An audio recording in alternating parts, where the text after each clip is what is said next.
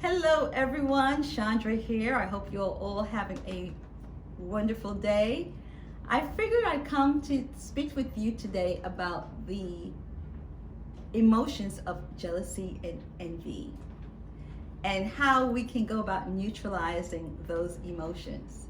And also, I got my hair done today, so I figured it's a good time for me to get in front of the camera and make this particular video. Just joking.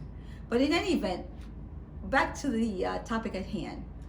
Jealousy and envy. We use those words interchangeably, although they have different meanings, right?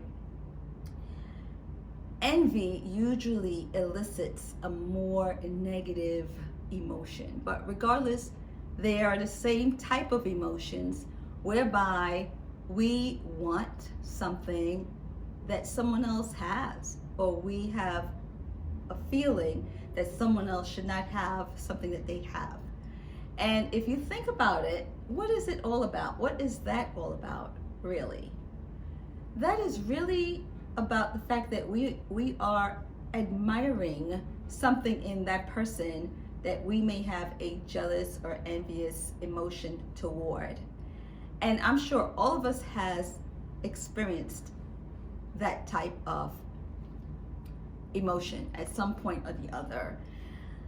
The question is, are we able to take those emotions and turn them into something amazing, something that is not self-destructive, right? Because those emotions in any of us really is self-destructive. Many times the people that we are feeling envious or jealous toward, they don't even know that we are feeling that way. And quite frankly, we are harboring that type of an emotion inside of ourselves, and we're harming ourselves, getting upset because someone has something else and we don't, and so on and so forth, which is craziness. I think that if we think about it, the fact that we admire something in that person, or that we want something that that person has, should push us to look at this from a different perspective. And that is trying to neutralize that emotion by becoming inspired by what the person that we are admiring, the particular trait or whatever it may be that they have, the level of possibly work that they have been able to accomplish. If we look at it from that standpoint of how do we get there? How are we able to do what that person has done in our own uniqueness?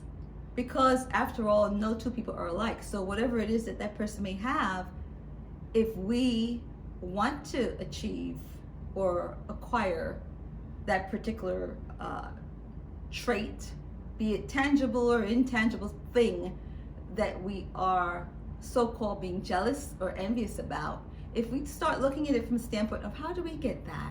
How do we do what they've done, and kind of study perhaps their behavior and some of the things that they have been able to accomplish, perhaps we will then be able to move those emotions into a space where it is beneficial for us, a place where we can then focus on achieving for ourselves rather than sitting and being annoyed because someone else has something that we don't have. I mean, it's crazy when you think about it, but unfortunately that happens a lot, and it happens in a bunch of different settings. And quite frankly, when it happens in a team type environment, it is super destructive. Whether it is individual against individual in a team, or most of the team members being jealous of one person or whatever it is, that's very dangerous, because in a team setting, guess what? It is self-destructive against the entire team.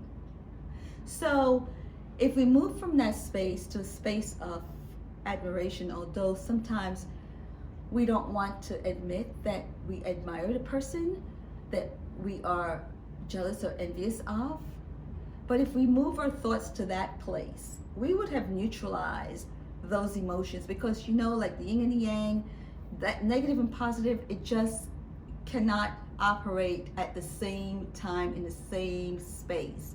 And so if we decide that we will admire and try to emulate some of the behaviors that we see in the person that we would like to have, or the things that they may have that we think are wonderful, that we would like to have ourselves, if we work toward that, then your energy and your focus is elsewhere. Your focus is now on, how do I build myself?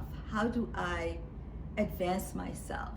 And then you have that focus that takes up all your time, and you just don't have time to be envious or jealous of that person.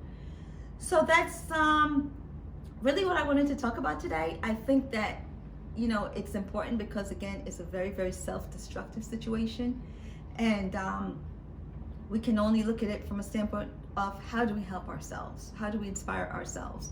How do we become inspired by the people who we are admiring? And that will do great and wonderful things for us. So, as always, I hope that you will subscribe to my channel. Yes, I have not said that before, but please, I would like you to subscribe to my channel.